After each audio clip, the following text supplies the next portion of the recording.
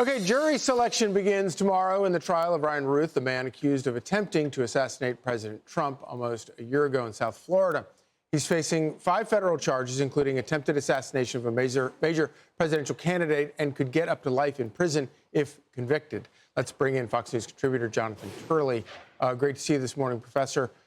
In some of these filings that this guy, so the guy's representing himself at the moment, and some of the filings, it's almost like he's trying to turn it into a circus. He's challenged President Trump to a golf match. Is he trying to pretend that he's insane or something?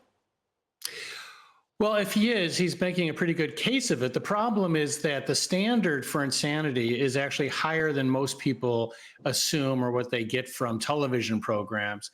He is not insane under the federal standard. You can be obsessive, you can even be somewhat delusional and not trigger that standard. This case is beginning to look a lot like the Colin Ferguson case, which occurred a little over 20 years ago. That was the Long Island shooter who did many of the things that we're seeing today, firing his lawyers, having these bizarre moments in court. Right. And I think we can expect that. Judge Cannon has really shown the patience of Job in trying to explain to him what the standards are and how you make motions and what you cannot argue. But those lessons do not seem to be taking. So I want to move on to another topic, but real quickly, I mean, at some point, you have the patience of a judge, but at some point the judge loses control of the trial. Is there a risk of that here? Well, there is a risk. That's what happened in the Ferguson case in New York. Right. But judges have to try to make it work. You have a right to self-representation. And as long as the defendant is not disrupting or threatening in the courtroom, they're given a lot of latitude. They have counsel there if they want to use them, right. But often they don't. Yeah.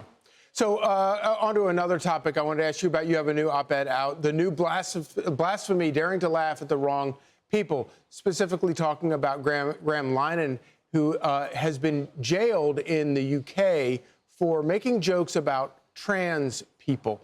How dangerous is this? It's very dangerous, and unfortunately, it is not something new. We've seen comedians arrested and are charged in France, Germany, Canada. It's all part of this global anti-free speech movement that I write about in my book, The Indispensable Right. I mean, free speech isn't a free fall in Europe. And this is an example of that. He had 3 posts, was arrested at Heathrow, ended up in the hospital. But the UK has draconian speech codes, and they criminalize speech that are viewed as offensive to groups or individuals. So what happens is you deputize all of these activists who call the police, and these units have nothing apparently to do besides arrest folks for errant speech. And it's a recipe for disaster. You end up having comedians like this arrested at Heathrow because they posted 3 things that were critical of the majority view. Yeah, it's pretty scary to think about, and to think about the idea that, one of us could put something on Twitter, visit UK, and are we going to get arrested? It's a pretty scary situation. Ironically, I'm on my way to Heathrow in 2 days to talk about free speech in Europe. And you be careful. Yes, I'm going to try to move through Heathrow as fast as I can. There you go. Let us know how it works out. Professor Turley, thank you so much. Thank you, Charlie.